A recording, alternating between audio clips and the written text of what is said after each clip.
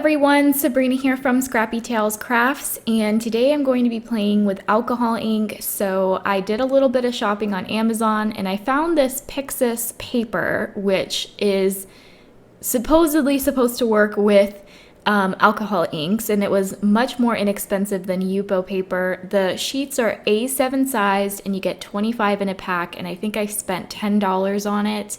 It's still pretty expensive for paper, but I knew I needed a good paper for my alcohol inks, and these are the alcohol inks that I have in my stash. I ended up only using 7 of the 9 colors for my cards today, so I don't have very many, but they do mix together to create additional colors. I also had a metallic gold and silver, which I would not recommend buying. They're from Zig, and you'll see when I use them that they're not the greatest. But this paper, however, was amazing. It does differ from Yupo a little bit, but overall I would highly recommend it. I am also going to be using some blending solution as well as an air pump that I bought off of Amazon. And I'm going to get started creating a bunch of backgrounds, and then I will create most of the cards in part 2 of this video. I ended up with 10 cards. I will show you 3 cards in this video, but I really wanted to focus on these amazing alcohol ink backgrounds for today's video. So for my first background, I'm using blue, pink, and red, and you can see that I am creating purple. And at this point, I'm only using the blending solution, but I knew I wanted to have a couple backgrounds that were going to be covered completely with ink. Some of them I'm going to leave a little bit of white space because I do like that look. But some of these panels I'm going to die cut my butterflies from, so I did want to utilize as much space as possible. Here I'm pulling in that silver metallic that I have, and it's just really weird. It kind of just stays in one place. And I believe Tim Holtz has 2 types of metallic as well, and the alloy is the one that separates. So I would recommend, if you do want that metallic shine, to purchase the Tim Holtz metallic alloys. So I did some research because I did want to create some wispy backgrounds to be like the main card panel. So it is recommended to use a blow dryer for this technique. I don't have a blow dryer, believe it or not, so I'm gonna try to do my heat tool. It does dry really fast, and the other issue that I am experiencing here is that I did not have isopropyl, I cannot say that word. I am using the blending solution, and I realized pretty quickly that I was using way too much blending solution for this, and I wasn't getting the look that I wanted. I am getting those hard edges as the alcohol ink dries with my heat tool, but it's not really that wispy look that I was looking for.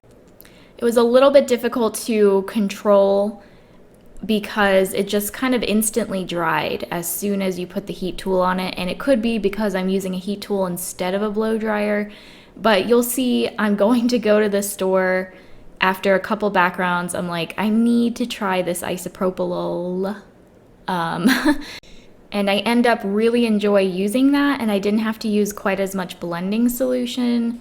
I would recommend having both because they're not the same thing. The blending solution, I would say, helps you to create those cells in the background, so you can add it to a background that's already made and create those like wicking spots, because the color will move away from the blending solution, whereas with the isopropyl it will more blend with the other colors. So you can see on this panel I had yellow and red already on it, and I got a lot of orange with the isopropyl.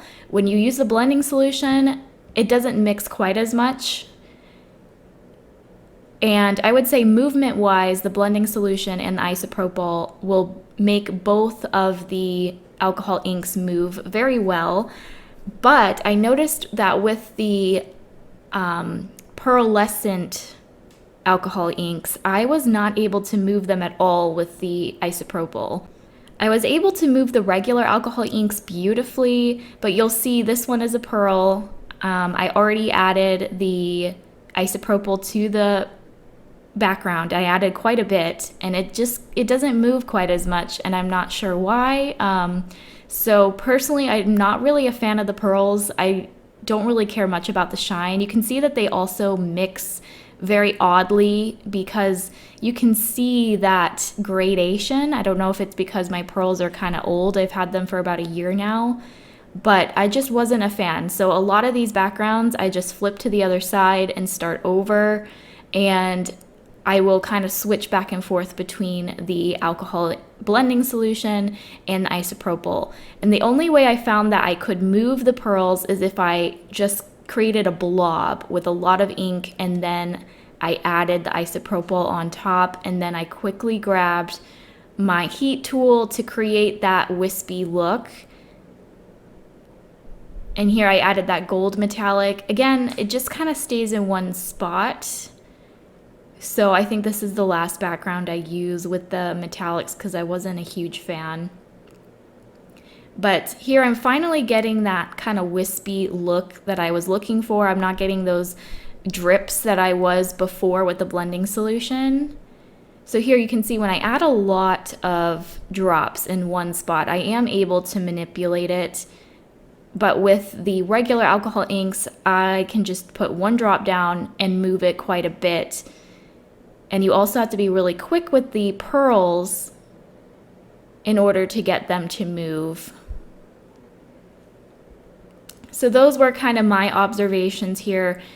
I also wanted to try that foiling technique where you take a piece of foil and lay it over a semi-dry background, and I really loved that. I'll show you what those look like in a second here. You can see I have another background that I don't like. I try to actually clean the surface, but it turns brown, obviously. So I just flip it around and it's completely white on the back side, which is nice about this paper. It does not bleed through. It's a synthetic paper. So for this background, I think this one is where I finally was happy I was getting that wispy look, but you can see the red is a regular alcohol ink and the pink is a pearl. And you can just see here that it is not moving that pearl very well. It's just kind of instantly dry. So the only way I can move the pink is with the blending solution. And I really can't move it with my heat tool because it dries so quickly. So for the pink areas, I mainly used my airbrush. So here you can see a little bit of foiling. That one didn't take on as much.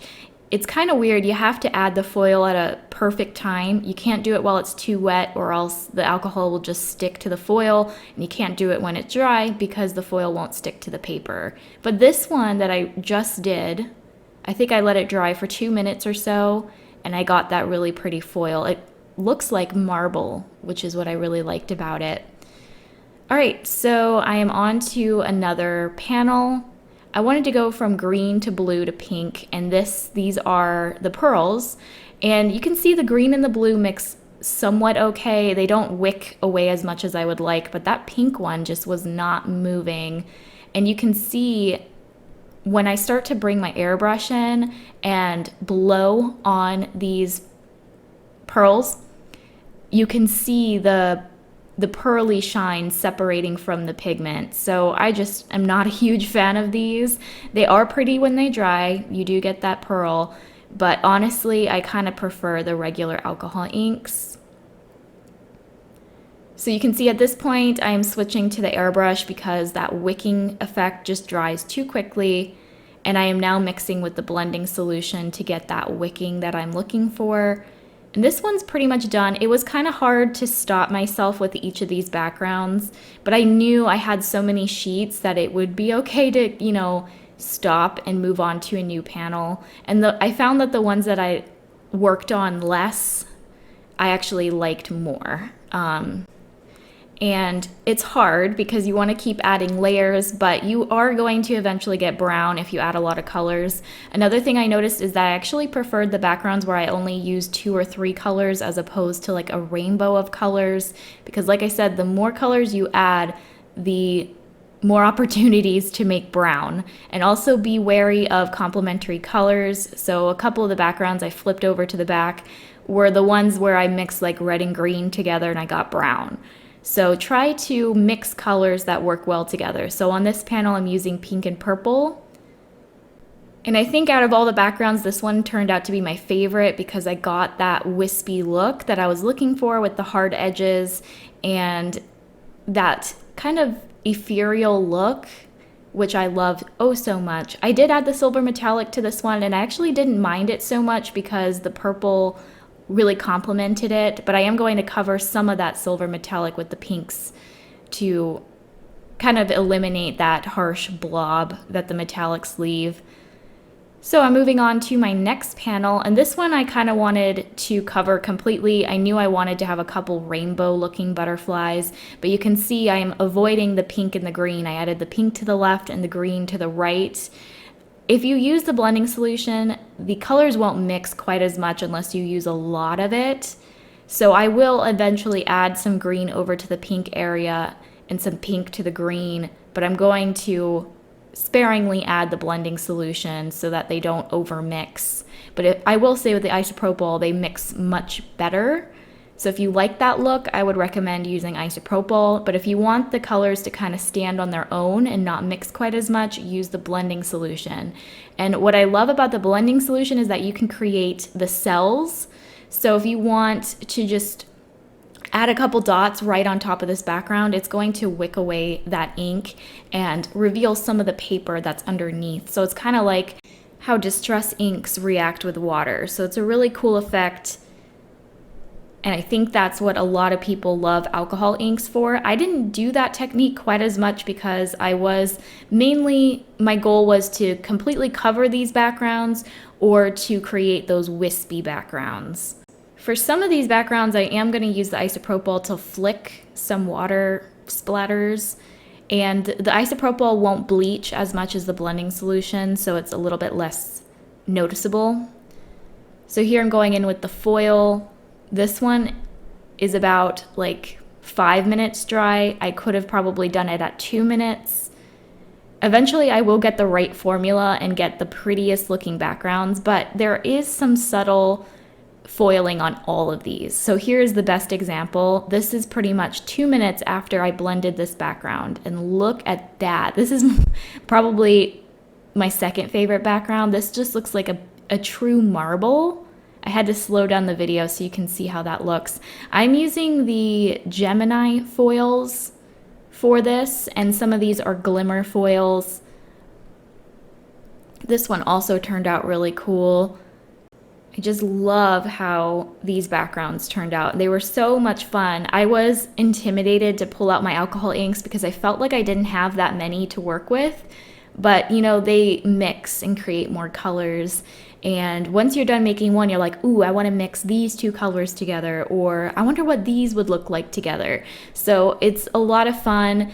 I guess my biggest advice would be to try the isopropyl, try the blending solution, and also to not overwork these panels. And if you do, just flip it around and start over. But you really only get 2 chances. I will say that Yupo paper, you can completely erase a background. You cannot do it with this paper. I would say that the alcohol inks move just as well as they do on Yupo paper, and it die cuts just as okay as Yupo paper. Both of the synthetic papers are not great for die cutting, but I will be cutting some large butterflies from these panels. So with the help of my scissors, I was able to die cut through these pretty okay, I would say. So these are all of my backgrounds. I think I made 15 in total, and I end up using 13, and then I have 2 left over that I'll probably use off screen. So for all of my cards today, I'm going to be using these stunning butterflies by Scrappy Tales. These were designed by my grandma, and they're probably my favorite butterflies I have in my stash, and I'm not saying that biasly. They are truly stunning, and what's great about them is that the shadow layers are included. So I'm going to cut the shadow layers from the backgrounds that I wasn't too fond of, or the ones that are completely covered with alcohol ink. So those wispy backgrounds I kept for card panels. I'm not going to end up cutting through all of these. I just cut however many butterflies I thought I would need for 10 cards. So I think I cut through 3 whole alcohol inked panels for my shadow layers, and then I had quite a bit left over. So yeah. So these are all the shadow layers, and then on the left, those are all the outline layers, and I cut the outlines from white and black, and here I'm showing you I have my piles. I think I have about 6 of each butterfly cut for my 10 cards, so definitely for only 10 cards I don't need this many. But I knew for one of my cards I was going to create a vase full of butterflies, and I think I ended up using like 14 butterflies on that one card. And what's great about these is that they're a really nice size. So you'll see a lot of these butterflies, I only use 1 or 2 on a card because they're quite big.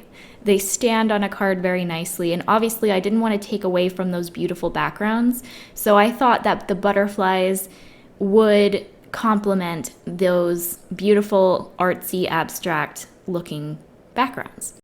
So I love how some of those backgrounds had foiling on them, so I decided to tie that in with some foiled sentiments, and I'm going to do them all at once just so that I don't have to stop what I'm doing to foil. On a couple of the cards I'm going to add additional foiling, but having these sentiments prepped and ready to go did save me some time. I am using a Spellbinders Glimmer plate for all of these sentiments. I will have all of the alcohol inks and everything I used for this video listed down below. But I'm going to use the 2 banners from that set, and I think like 3 or 4 sentiments. There's a bunch included in that set.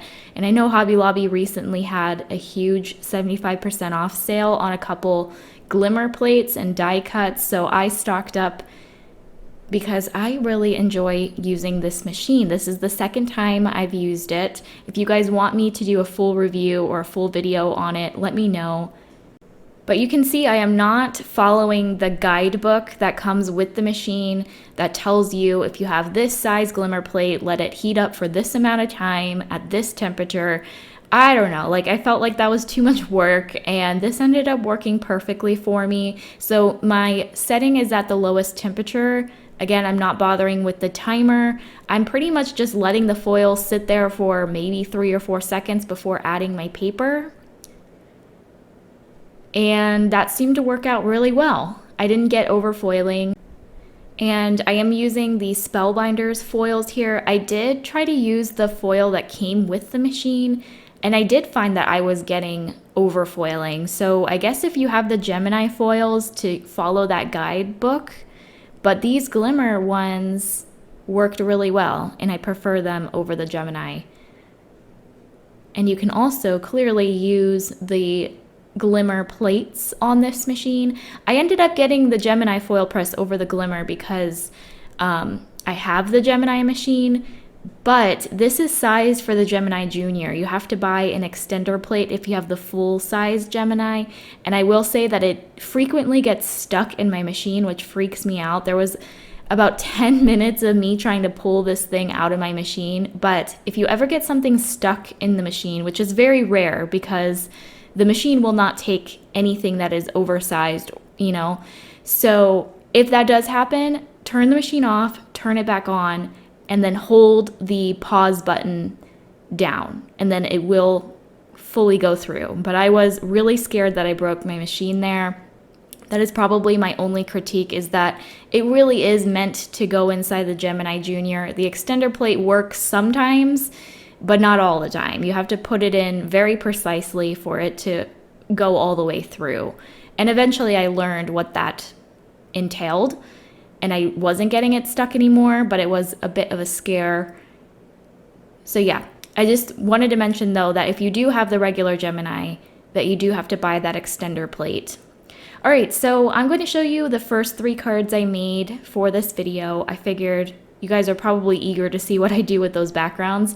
And this first card is actually pretty underwhelming when it comes to using the alcohol ink because I'm blending a background here. I'm using Salty Ocean, Lucky Clover, Twisted Citron, and Picked Raspberry. I'm blending on a slimline panel that I cut from watercolor paper.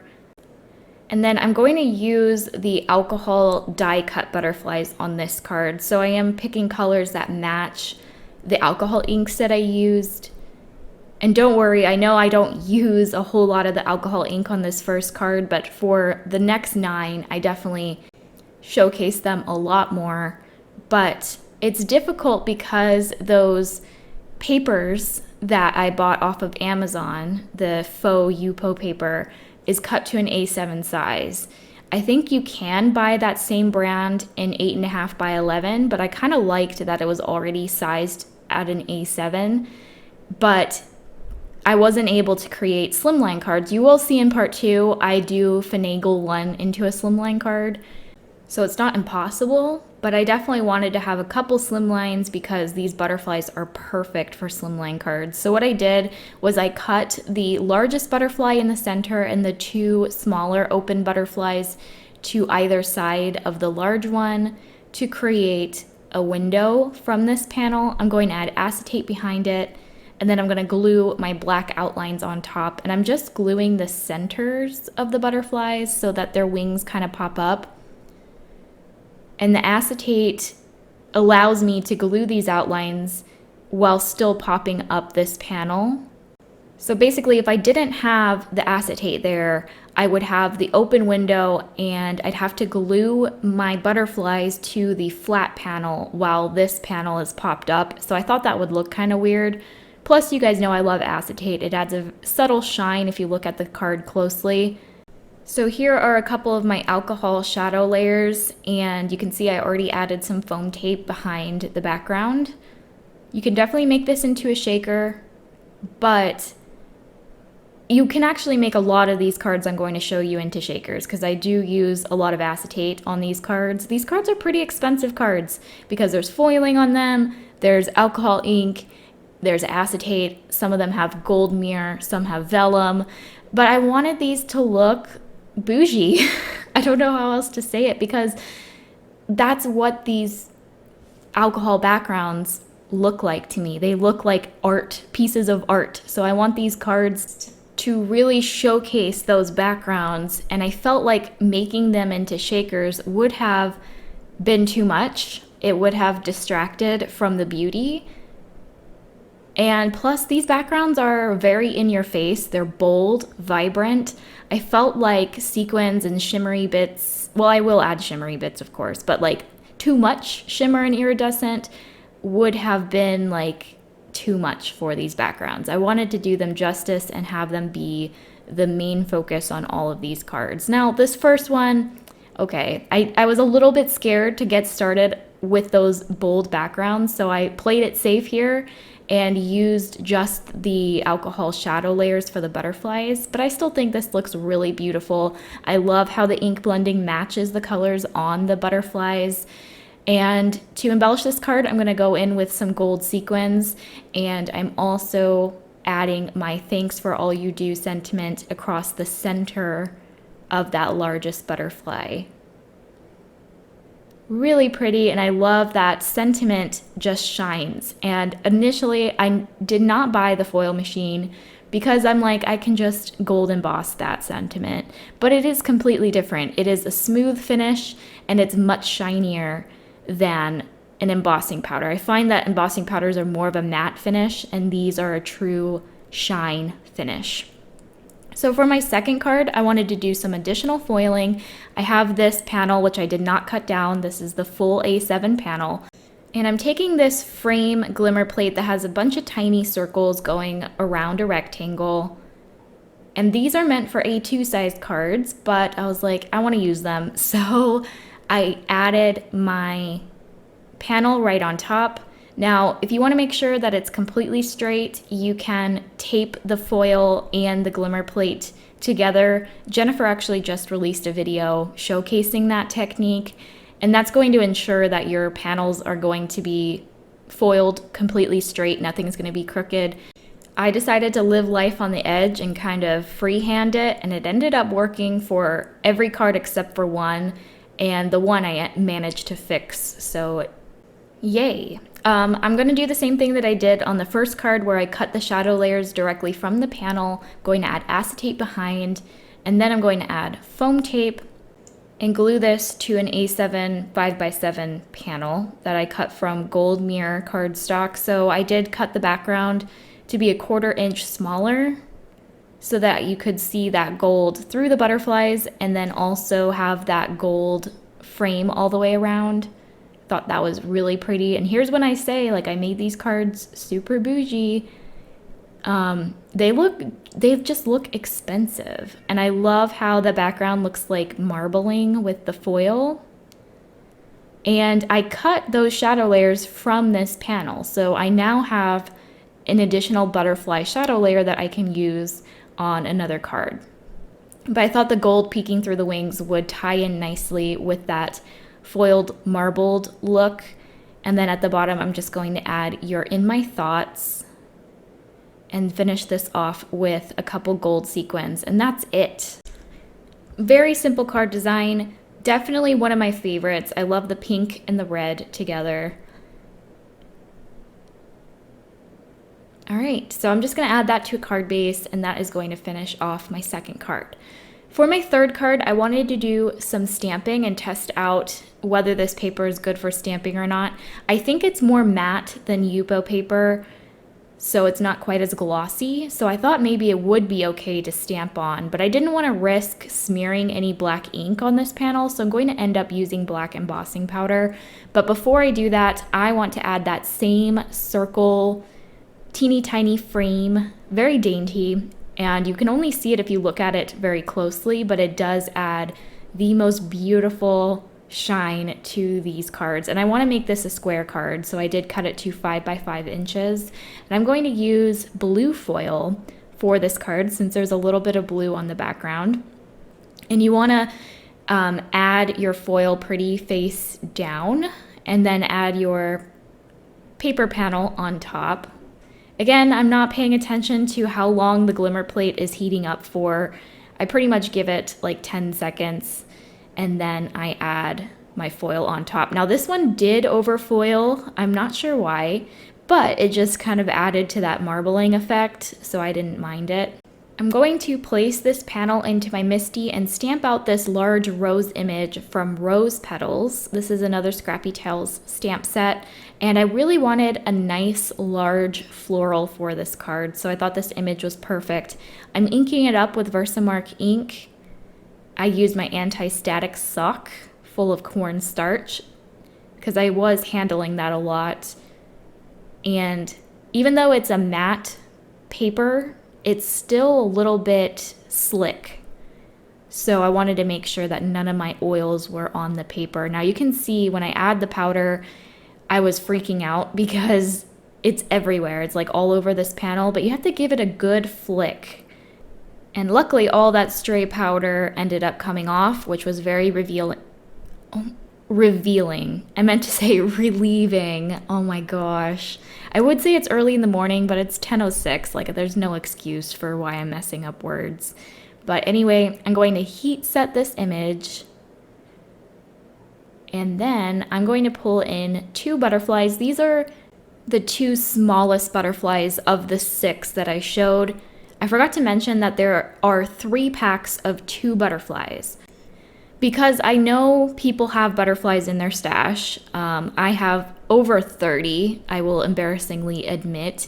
So I wanted to divide them up so, you know, if you don't have very many sitting butterflies, you can just buy the sitting butterfly pack.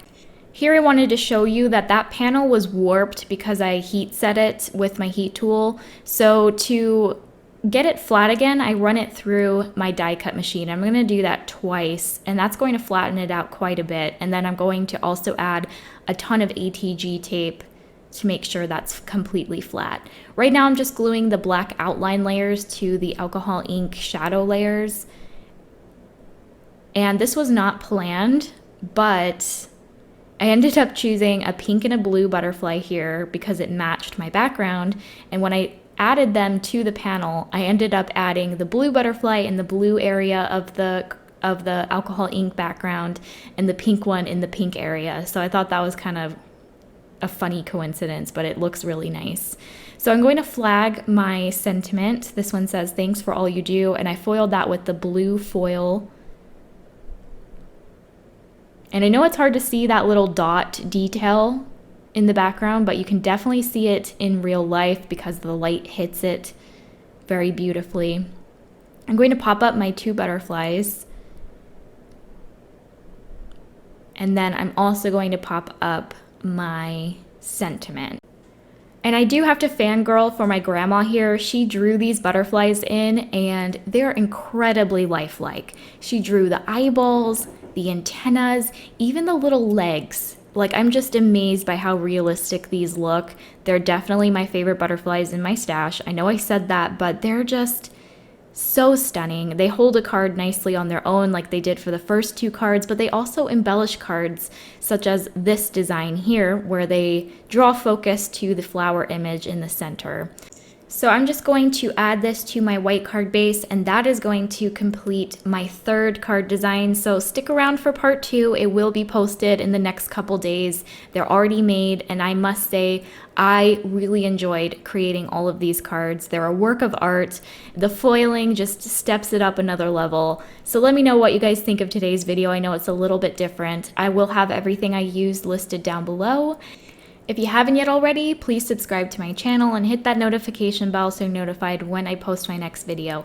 Alright guys, I will see you next time. Bye!